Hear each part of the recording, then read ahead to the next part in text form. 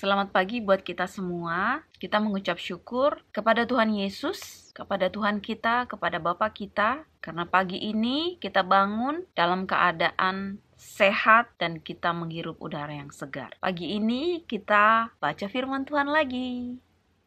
Dan kita akan mengulang sedikit di video yang lalu karena semua firman ini berkaitan ya. Jadi Yesus hamba Tuhan. Jadi di sini Tuhan Allah itu sendiri berkenan kepada Yesus. Karena di ayat 18 ini dia bilang, "Lihatlah, itu hambaku yang kupilih, yang kukasihi, yang kepadanya jiwaku berkenan. Aku menaruh rohku ke atasnya, dan ia akan memaklumkan hukum kepada bangsa-bangsa." Jadi Allah atau Bapa itu akan taruh roh ke dalam Yesus itu sendiri, anaknya. Makanya Yesus anaknya, ya Bapa, Anak, Roh Kudus itu nggak bisa dipisah sebenarnya. Dalam artian mereka tuh whole package, satu paket gitu. Tetapi fungsinya itu ya Yesus menjadi anaknya yang mati di kayu salib untuk menebus dosa-dosa manusia. Jadi Roh Kudus itulah yang bisa, artinya bisa kemana-mana dia itu datang menghinggapi Yesus, atau Tuhan Yesus itu makanya dibilang dihinggapi oleh Roh Kudus. Atau kadang-kadang nabi-nabi dihinggapi oleh Roh Kudus bisa berkata-kata, dan si nabi-nabi itu berkata-katanya bukan dari dirinya tetapi dari Bapa, dari Allah itu sendiri. Makanya kalau kalian mau baca-baca firman Tuhan, ada orang yang nggak bisa bahasa ini, makanya dibilang bahasa roh, itulah namanya Roh Kudus. Kadang ada orang yang tidak paham, kok bisa sih bahasanya begitu, tetapi ada orang yang mengerti, dia berbahasa kami. Ada juga orang yang bahasa roh itu pribadinya, dia dengan Tuhannya. Ya, lebih baik kita baca firman Tuhan ini karena ini berkaitan ya. Dan aku di sini baca semuanya karena dia ada di 3 kitab juga, Matius, Markus, dan Lukas. Di Lukas ada 2 pembahasan ya, 2 judul ibaratnya. Aku baca ini supaya lebih jelas karena nggak perlu dijelaskan pun, dari ayat ini, dari firman Tuhan ini sudah benar-benar sangat detail dan aku jadi paham sekali kenapa di Alkitab dikatakan kenapa menghujat Roh Kudus itu tidak bisa diampuni, itu dosa kekal. Tapi kalau menghujat anak manusia, Yesus, bisa diampuni. Nah, disinilah ayatnya kita baca ya. Aku akan baca semuanya ayatnya. Matius 12 ayat 22 sampai 37. Yesus dan Beelzebul. Kemudian dibawalah kepada Yesus seorang yang kerasukan setan. Orang itu buta dan bisu. Lalu Yesus menyembuhkannya, sehingga si bisu itu berkata-kata dan melihat. Maka takjublah sekalian orang banyak itu, katanya, "Ia ini agaknya anak Daud." Tetapi ketika orang Farisi mendengarnya, mereka berkata, "Dengan Beelzebul, penghulu setan, ia mengusir setan." Tetapi Yesus mengetahui pikiran mereka, lalu berkata kepada mereka, "Setiap kerajaan yang terpecah-pecah pasti binasa, dan setiap kota atau rumah tangga yang terpecah-pecah tidak dapat bertahan. Demikianlah juga kalau iblis mengusir iblis, ia pun terbagi-bagi dan melawan dirinya sendiri. Bagaimanakah kerajaannya dapat bertahan? Jadi jika aku mengusir setan dengan kuasa Beelzebul, dengan kuasa siapakah pengikut-pengikutmu mengusirnya? Sebab itu merekalah yang akan menjadi hakimmu. Tetapi jika aku mengusir setan dengan kuasa Roh Allah, maka sesungguhnya kerajaan Allah sudah datang kepadamu. Atau bagaimanakah orang dapat memasuki rumah seorang yang kuat dan merampas harta bendanya apabila tidak diikatnya dahulu orang kuat itu? Sesudah diikatnya barulah dapat ia merampok rumah itu. Siapa tidak bersama aku, ia melawan aku, dan siapa tidak mengumpulkan bersama aku, ia mencerai-beraikan. Sebab itu aku berkata kepadamu, segala dosa dan hujat manusia akan diampuni, tetapi hujat terhadap Roh Kudus tidak akan diampuni. Apabila seorang mengucapkan sesuatu menentang Anak Manusia, ia akan diampuni. Tetapi jika ia menentang Roh Kudus, ia tidak akan diampuni. Di dunia ini tidak, dan di dunia yang akan datang pun tidak. Jikalau suatu pohon kamu katakan baik, maka baik pula buahnya. Jikalau suatu pohon kamu katakan tidak baik, maka tidak baik pula buahnya. Sebab dari buahnya pohon itu dikenal. Hai kamu keturunan ular beludak, bagaimanakah kamu dapat mengucapkan hal-hal yang baik, sedangkan kamu sendiri jahat? Karena yang diucapkan mulut meluap dari hati. Orang yang baik mengeluarkan hal-hal yang baik dari perbendaharaannya yang baik, dan orang yang jahat mengeluarkan hal-hal yang jahat dari perbendaharaannya yang jahat. Tetapi aku berkata kepadamu, setiap kata sia-sia yang diucapkan orang harus dipertanggungjawabkannya pada hari penghakiman. Karena menurut ucapanmu engkau akan dibenarkan, dan menurut ucapanmu pula engkau akan dihukum. Kemudian Markus 3 ayat 20 sampai 30. Judulnya Yesus dan Beelzebul. Kemudian Yesus masuk ke sebuah rumah, maka datanglah orang banyak berkerumun pula, sehingga makan pun mereka tidak dapat. Waktu kaum keluarganya mendengar hal itu, mereka datang hendak mengambil dia, sebab kata mereka ia tidak waras lagi. Dan ahli-ahli Taurat yang datang dari Yerusalem berkata, ia kerasukan Beelzebul, dan dengan penghulu setan ia mengusir setan. Yesus memanggil mereka lalu berkata kepada mereka dalam perumpamaan, bagaimana iblis dapat mengusir iblis? Kalau suatu kerajaan terpecah-pecah, kerajaan itu tidak dapat bertahan. Dan jika suatu rumah tangga terpecah-pecah, rumah tangga itu tidak dapat bertahan. Demikianlah juga kalau iblis berontak melawan dirinya sendiri, dan kalau ia terbagi-bagi, ia tidak dapat bertahan, melainkan sudahlah tiba kesudahannya. Tetapi tidak seorang pun dapat memasuki rumah seorang yang kuat untuk merampas harta bendanya, apabila tidak diikatnya dahulu orang kuat itu.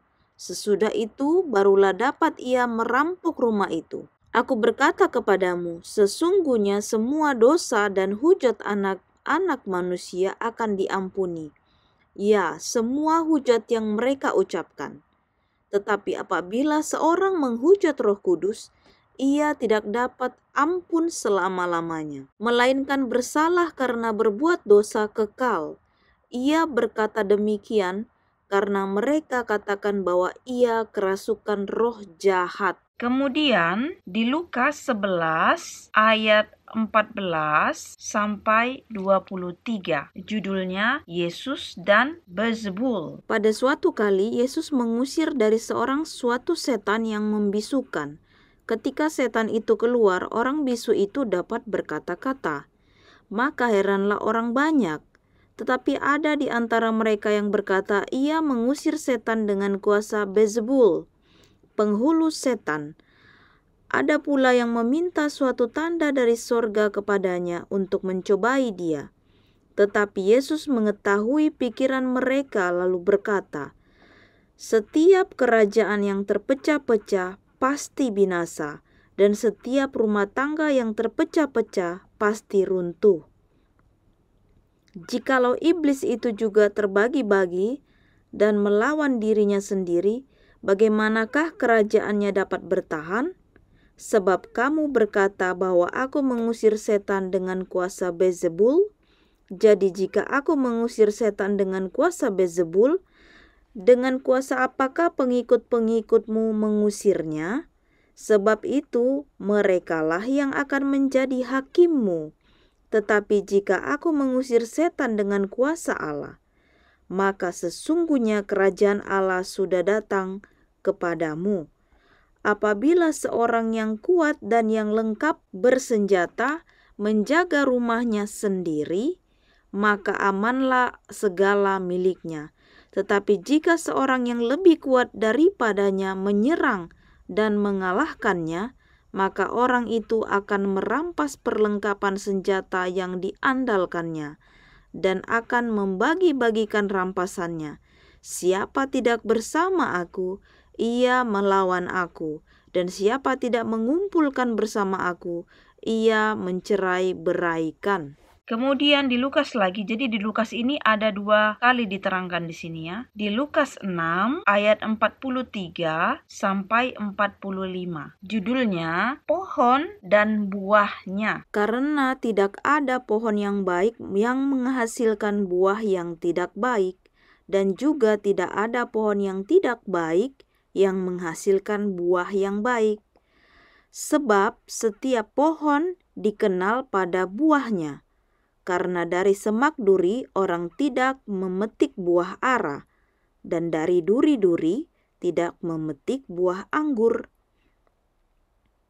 Orang yang baik mengeluarkan barang yang baik dari perbendaharaan hatinya yang baik, dan orang yang jahat mengeluarkan barang yang jahat dari perbendaharaannya yang jahat, karena yang diucapkan mulutnya meluap dari hatinya. Nah, di sini aku akan baca yang di Lukas 11 ya, ayat 14 sampai 23. Nah, poinnya aku ambil di ayat 18 ya. Jikalau iblis itu juga terbagi-bagi dan melawan dirinya sendiri, bagaimanakah kerajaannya dapat bertahan? Sebab kamu berkata bahwa aku mengusir setan dengan kuasa Beelzebul. Jadi di sini Tuhan bilang, kalau setan ya, dia bilang sudah melawan dirinya sendiri, bagaimana dia bertahan? Artinya kalau setan sudah lawan setan, itu udah nggak bisa bertahan. Dia udah pasti akan kalah. Nah, disitulah tadi yang tadi dijelaskan dalam Markus itu udah dibilang, kalau setan sudah melawan setan, itu sudah kesudahan, sudah hari kiamat. Disitulah setan akan melawan dirinya sendiri, makanya dia udah nggak kuat lagi. Kemudian aku baca di ayat 19-nya, jadi jika aku mengusir setan dengan kuasa Beelzebul, dengan kuasa apakah pengikut-pengikutmu mengusirnya? Sebab itu merekalah yang akan menjadi hakimmu. Jadi sekarang aku juga sudah mengerti bahwasanya orang Farisi dan ahli-ahli Taurat itu sebenarnya adalah pengikut si jahat atau si iblis. Karena Tuhan sudah bilang, jadi kalau aku mengusir setan dengan kuasa iblis, terus kamu pakai kuasa apa? Nah, berarti di sini Tuhan sudah menunjukkan bahwasanya kamu itu mengikuti jalan iblis. Kamu pakai kuasa iblis, bukan kuasa Allah. Jadi Tuhan sudah tidak secara langsung mengatakan, dalam artian sudah tersirat ya, sudah dikatakan bahwasanya mereka itu adalah pengikut iblis. Karena mereka dengan kuasa iblis. Karena mereka bukan kuasa Tuhan. Jadi dia bilang kan, kalau aku pakai kuasa iblis, terus kamu apa? Itu sudah tersirat, itu artinya kan aku ini Roh Kudus. Kalau aku Roh Kudus berarti kamu roh iblis dong. Roh jahat, kan seperti itu. Kemudian di sini di ayat 20, tetapi jika aku mengusir setan dengan kuasa Allah, maka sesungguhnya kerajaan Allah sudah datang kepadamu. Jadi kalau Allah mengusir roh setan dengan kuasa Allah atau Roh Kudus, berarti kerajaan Allah sudah datang kepada kita,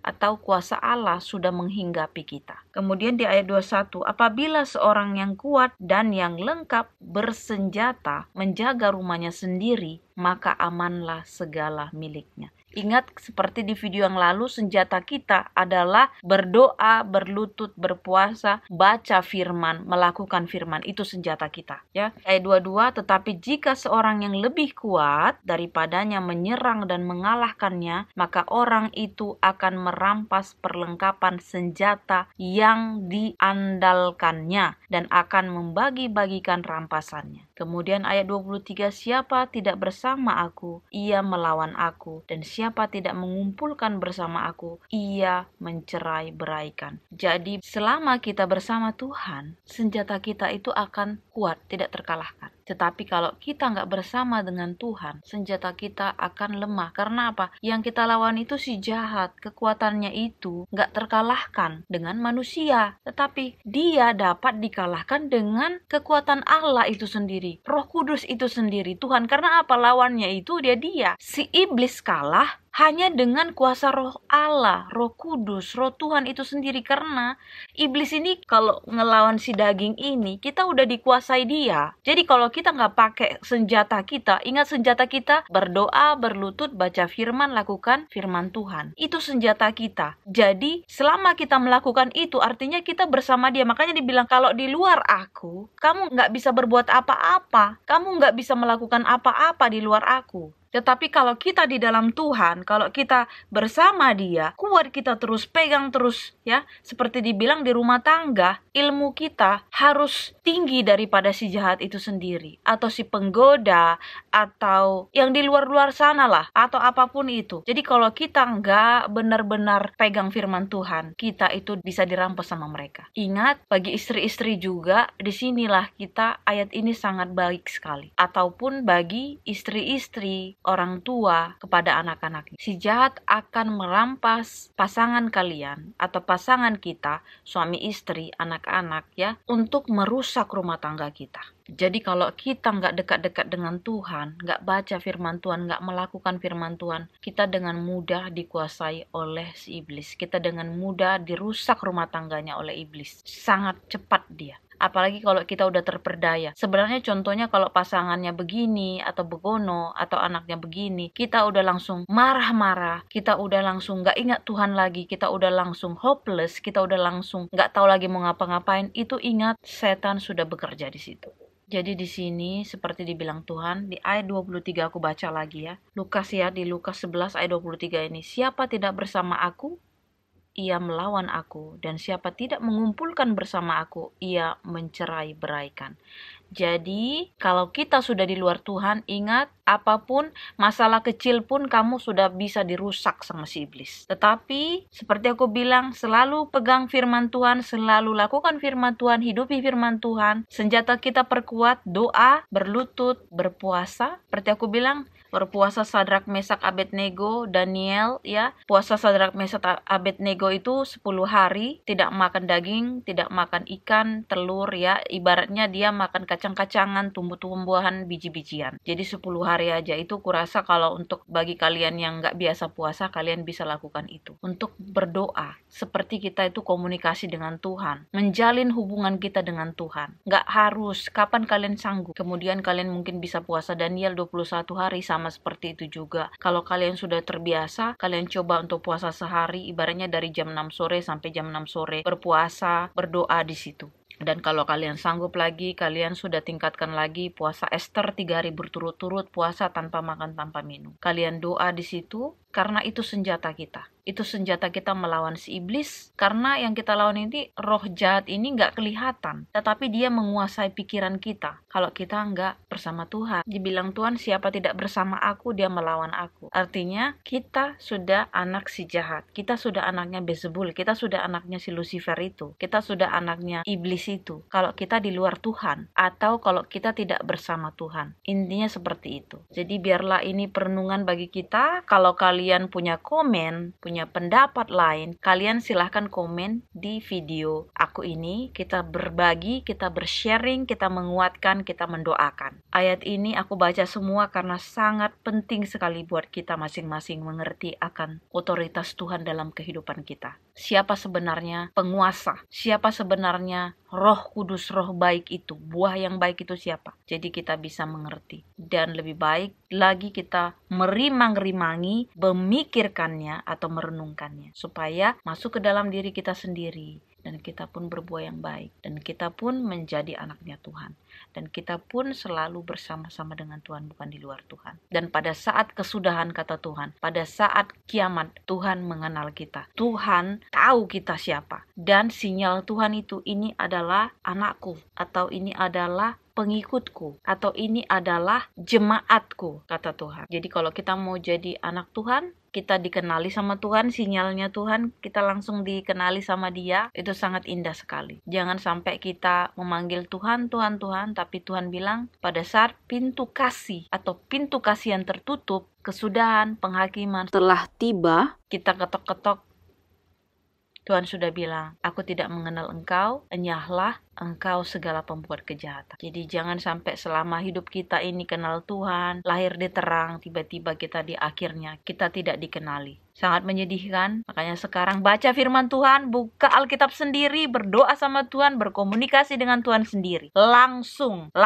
Jadi iman percaya kita bertumbuh, berbuah, dan buahnya manis. Buah yang baik, bukan buah yang tidak baik. Inilah doa dan harapan kita. Kita berdoa, Bapa di surga, Bapa yang baik. Terima kasih untuk pagi ini, Bapa. Terima kasih untuk firman-Mu. Terima kasih untuk pengertian. Terima kasih, Bapa. Kami mengerti sekarang bahwa Engkau adalah Roh Kudus, Roh Allah itu sendiri yang mempunyai otoritas yang tertinggi. Karena jika kami menghujat Roh Allah, Roh Kudus, kami tidak bisa diampuni. Itu adalah dosa yang kekal. Oleh karena itu Bapa, terima kasih untuk penjelasan ini. Kami anak-anak-Mu Bapa, mempunyai limit, mempunyai keterbatasan. Tetapi Engkau infinity, tidak terbatas. Ajari kami Bapa, berkenanlah Engkau selalu Bapa kepada kami. Maafkan segala dosa dan pelanggaran kami Bapa, supaya kami layak Bapa dekat-dekat kehadiran Bapa. Sepanjang hari ini biarlah kiranya Engkau menjaga kami dari si jahat, dari roh-roh kejahatan, supaya kami juga Bapa dekat-dekat selalu denganmu. Dan ingatkan kami Bapa akan semuanya itu, supaya kami nggak lupa Bapa. Bapa, terima kasih Bapa buat anak-Mu yang mati di kayu salib menebus dosa kami. Terima kasih Roh Kudus untuk membimbing kami. Terima kasih Bapa untuk menjadi Bapa yang baik kepada kami, mengajari anak-anaknya. Terima kasih Bapa, terpujilah nama-Mu sampai selama-lamanya. Kehendak-Mu yang jadi, bukan kehendak kami. Di dalam nama Tuhan Yesus, Juru Selamat kami. Amin. Terima kasih sudah menonton video ini, menonton firman Tuhan. Tuhan memberkati kita selama-lamanya sampai kedatangan Tuhan Yesus yang kedua kali. Inilah doa dan harapan kita. Amin.